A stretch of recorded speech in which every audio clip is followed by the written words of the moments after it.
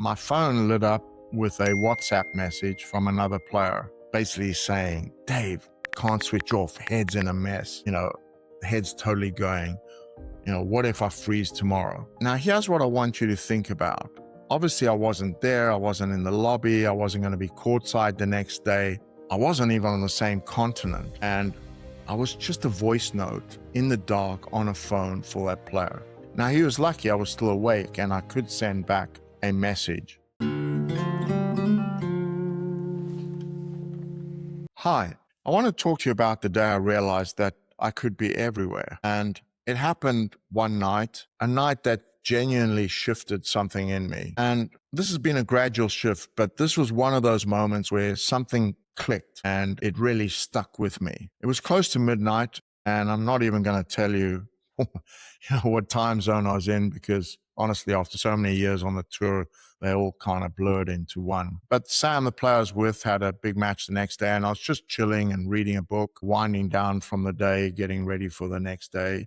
And my phone lit up with a WhatsApp message from another player, basically saying, "Dave, can't switch off. Head's in a mess. Head's totally going.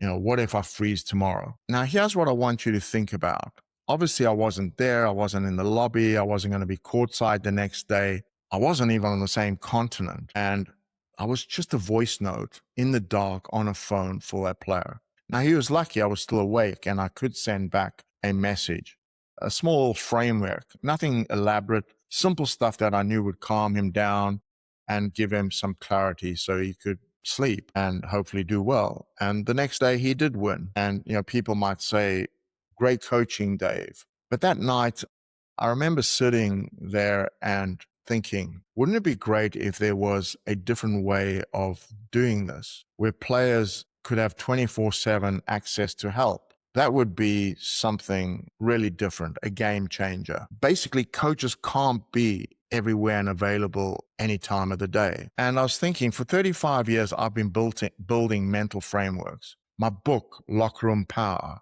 the great story of the positive and negative wolves, now proven to be scientifically very, very accurate and helpful.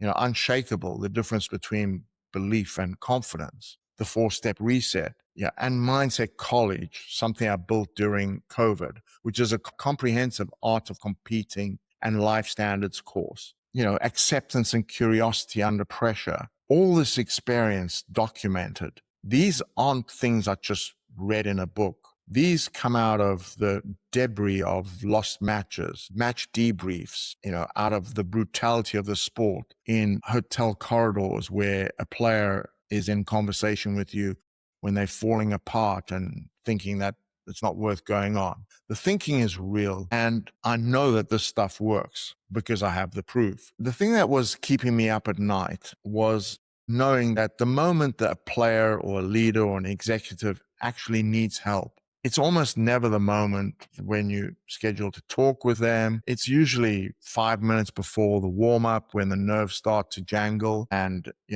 in the car after a result that just absolutely guts a player. It's on the practice court, at 7 a.m. when, not a ball's landing in the court and the doubt really starts to creep in. It's 6 a.m. before a board presentation and the inner critic is just like going into overdrive. Basically, it's in the spike, the actual spike when the pressure is hitting. And here's what I know, not theoretically about high performance. It's really about what you know. It's about what you can remember in the moment that you need it. And then having the discipline to apply the tools that work when the pressure is on. Top performers don't think differently. They just manage themselves so much better.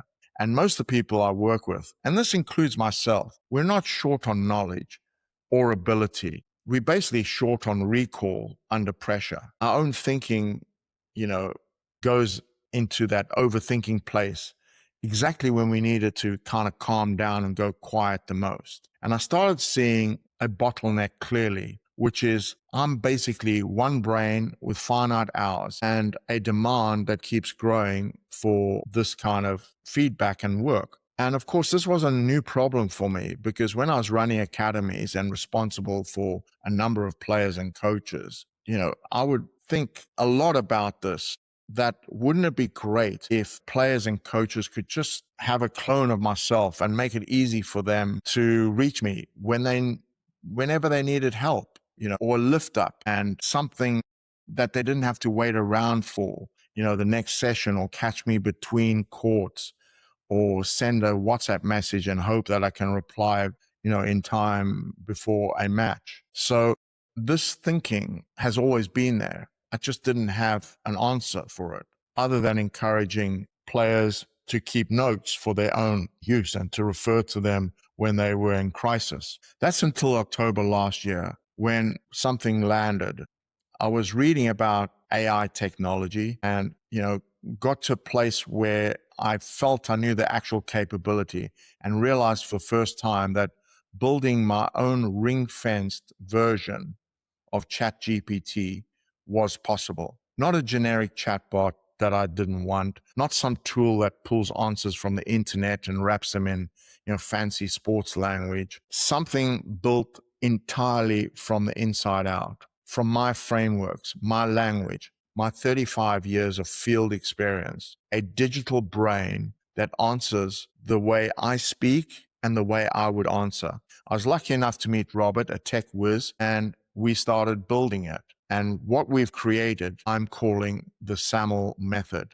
It's my thinking, all of my thinking, structured in accessible, easy way and available at the exact moment when somebody needs it. Not next Tuesday at 3:00, not after a bad week when I've maybe finally got some time to speak with a player, in the spike. And I also want to be clear what this is not. It's not motivational quotes. It's not generic sports psychology and basic content. It's not safe, sanitized advice that's never been anywhere near a locker room, or a place of genuine pressure. You need to know what it's like to have a player walk onto center court. These are frameworks that have worked at the highest levels, tested on tour in the biggest stadiums, and it's now accessible in a ChatGPT form that meets you where you actually are. For years, players have said to me, Dave, I just wish you could have been there at that tournament, or wish you could travel to this tournament with me. Essentially, be in my pocket for matches. And I used to laugh at this, laugh it off as impossible, because it was. But of course, last October, I realized that it was now possible, and we built it. The Sammel method goes live next after a couple of months of successful beta testing, and the feedback's been great. And I know it's a winner and a game changer. And here's what I want you to take away right now, whether you get involved or not. Understand that if your performance regularly drops under pressure, and I mean anyone listening to this, it can happen too. It's rarely because you're incapable. It's never really a talent problem. It's usually a confidence problem at its root in the moment. And this usually happens because we forget what we already know. And that, unlike talent, unlike genetics, unlike your draw in a tournament, that is a solvable problem. So I've solved that. Click the link in the show notes and learn more about how to access the Sammel method, and really, really excited also to bring you an amazing guest next week.